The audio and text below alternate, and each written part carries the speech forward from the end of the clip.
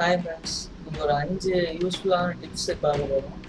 First வந்து நம்ம எது டைப் பண்ணாலும் டைப் பண்ணி முடிச்சதும் ஒரு என்டர் அடிக்கும். அந்த செல் எந்த செல் செலக்ட் ஆகிருக்குன்னு நீங்கள் பார்த்தீங்கன்னா கீழே உள்ள செல் தான் செலக்ட் ஆகிருக்கும். பட் நமக்கு ரைட்டில் வந்து டைப் பண்ணிகிட்டே போகணுங்கிறப்ப செல் கீழே வந்தோன்னா திரும்ப நம்ம மேலே எடுத்து வைக்க வேண்டியிருக்கும். இப்போ வந்து ரைட்டில் டைப் பண்ணுறதுக்கு நம்ம டேப் யூஸ் பண்ணலாம்.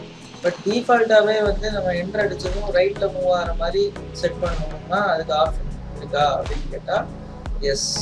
இப்போ நம்ம டைப் பண்ணும்போது என்ன டைப் பண்ணாலும் என்டர் அடித்தோம்னா நெக்ஸ்ட்டு கீழே தான் வருது. ஏன்னா டிஃபால்ட் வந்து டவுன் தான் செட் பண்ணியிருக்கோம். அந்த டிஃபால்ட் ஆப்ஷன் டவுன்லேருந்து நம்ம ரைட்டோ இல்லைன்னா அப்போ லெஃப்ட்டோ எது வேணால் மாற்றிக்கலாம். இந்த 4 டைரெக்ஷனில் எது வேணால் நம்ம வந்து செட் பண்ணிக்கலாம். நம்ம டைப் பண்ணிவிட்டு என்டர் அடித்தோம்னா எந்த டைரெக்ஷனில் நம்ம டைப் பண்ணுறோமோ அந்த டைரெக்ஷனில் வந்து மூவ் ஆகிற மாதிரி நம்ம செட் பண்ணிக்கலாம். அதுக்கு ஆப்ஷன் எங்கே இருக்குது அப்படின்னு பார்த்தீங்கன்னா ஃபைல் போயிட்டு ஆப்ஷன்ஸ் போயிட்டு இதில் வந்து அட்வான்ஸ்டுன்னு ஒன்று இருக்குது. இங்கே வந்தீங்கன்னா எடிட்டிங் ஆப்ஷன்ஸில் பார்த்தீங்கன்னா ஃபர்ஸ்ட் ஒன்னே அதுதான், after pressing enter move selection அப்படின்னு இருக்கும். இதில் வந்து பார்த்தீங்கன்னா டைரக்ஷனில் டவுன் ரைட்டு அப்பு லெஃப்ட் 4 டைரக்ஷனுமே இருக்குது. டிஃபால்ட்டாக இது வந்து டவுனில் தான் செட் ஆகிருக்கும். இதை வந்து நான் ரைட்டில் மாற்றினேன் அப்படின்னா இப்போ அதே 255 வந்து நான் டைப் பண்ணுறேன். இப்போ ரைட்டில் தான் வந்து மூவ் ஆகும். ஸோ நான் இப்போ டைப் பண்ணுறதெல்லாம் வந்து பார்த்தீங்கன்னா என்டர் அடிச்சேன்னா ரைட்டில் தான் வந்து மூவ் ஆகும். எனக்கு அது மாதிரி கீழே டைப் பண்ணும்போது டவுன் பண்ணால் டவுன் மாற்றிக்கலாம். அந்த ஆப்ஷன் வந்து நம்ம 4 டைரெக்ஷனில் எது வேணுமோ அதை செட் பண்ணிக்கலாம். பெரும்பாலும் நமக்கு வந்து டவுனோ இல்லை ரைட்டோ தான் வந்து தேவைப்படும்.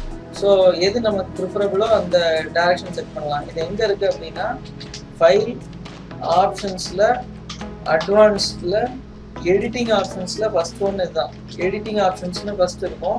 ஆஃப்டர் ப்ரெஸ்ஸிங் என்டர் அப்படின்னு போட்டு ஒரு ட்ராப் டவுன் இருக்கும். அதில் வந்து நம்ம டவுன் இல்லை ரைட்டு நம்ம கன்வீனியன்ஸுக்கு எது கரெக்டாக இருக்குமோ அதை செலக்ட் பண்ணிக்கலாம். இது வந்து ஃபஸ்ட்டு டிப். இதில் வந்து ஜான், ஃபெப்ரு, மார்ச், ஏப்ரல் 4 மந்தோட சேல்ஸ் இருக்குது.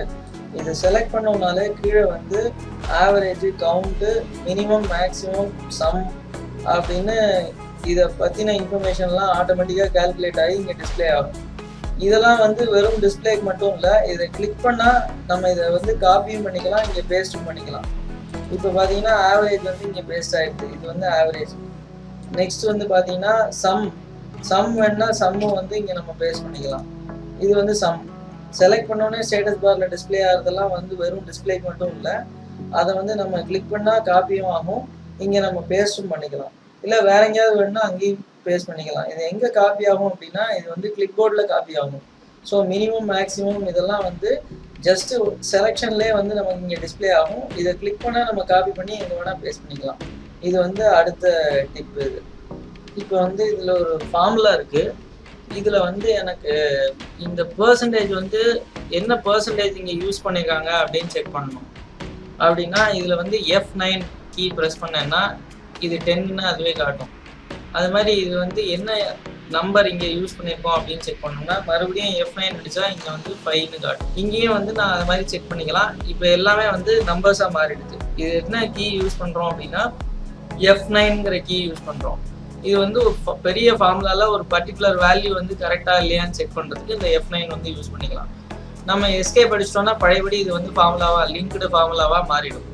பட் நம்ம இதை செக் பண்ணுறதுக்கு நம்ம இது L24ல் என்ன இருக்குது, M24ல் என்ன இருக்குது, இது போய் நம்ம செக் பண்ணுறதுக்கு பதிலாக ஜஸ்ட்டு F9 ப்ரெஸ் பண்ணோம்னா அதில் என்ன வேல்யூ இருக்குன்னு நம்ம செக் பண்ணிக்கலாம். அந்த வேல்யூ கரெக்டாக இல்லையான்னு செக் பண்ணிட்டு நம்ம எஸ்கேப் அடித்தோம்னா திரும்ப பழையபடி ஃபார்முலா வந்துடும்.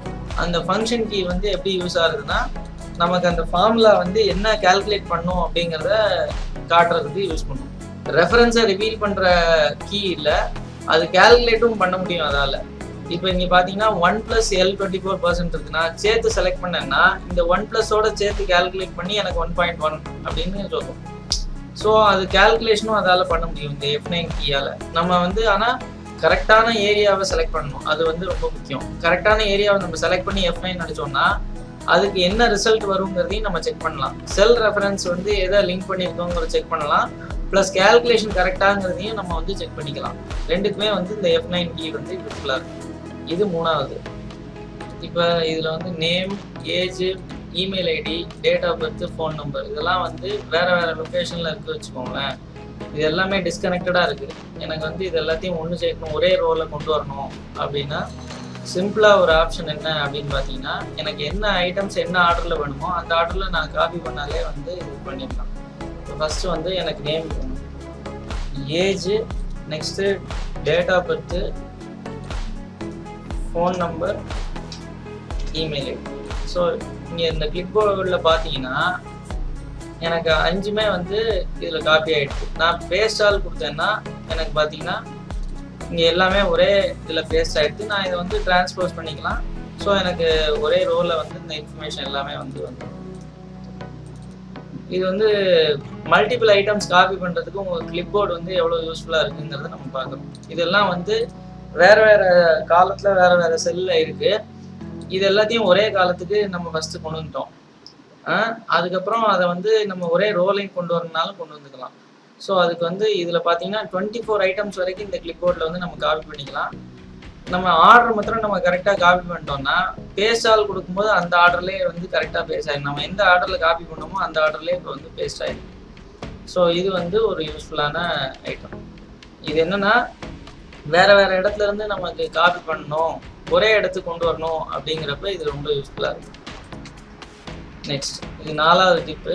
இதுக்கப்புறம் பார்த்தீங்கன்னா லாஸ்ட் டிப்பு என்ன அப்படின்னு பார்த்தீங்கன்னா, நம்ம பொதுவாக வந்து டெலீட் பண்ணுறதுக்கு 2-3 ஆப்ஷன்ஸ் யூஸ் பண்ணுவோம். இப்போ வந்து இந்த விஷயம்லாம் டெலீட் பண்ணோம் அப்படின்னா நம்ம வந்து இந்த காலம்ஸ் டெலீட் பண்ணுவோம், இந்த ரோஸ் டெலீட் பண்ணுவோம். ஸோ இது வந்து என்ன ஆகும்னா எக்ஸலோட மற்ற டேட்டாவை வந்து டிஸ்டர்ப் பண்ணுற மாதிரி ஒரு விஷயம் நம்ம பண்ணுறோம். இந்த ரோலே வந்து அந்த பக்கம் ஏதாவது டேட்டா இருந்ததுன்னா அதுவும் சேர்ந்து டெலீட் ஆகிடும். அதே மாதிரி இந்த காலம் டெலீட் பண்ணும்போது கீழே ஏதாவது டேட்டா இருந்ததுன்னா அதுவும் டெலீட் ஆகிடும்.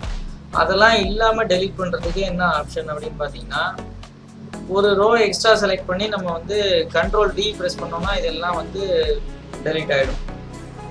ஓகேவா? அது வந்து ஒரு ஆப்ஷன் இருக்குது. Ctrl D ப்ரெஸ் பண்ணோம்னா இந்த பிளாங்க் ரோவில் உள்ள இது கீழே வரும்போது கீழே எல்லாமே பிளாங்க் ஆகிடும். ஸோ இந்த மேட்டர் வந்து டெலீட் ஆகிடும்.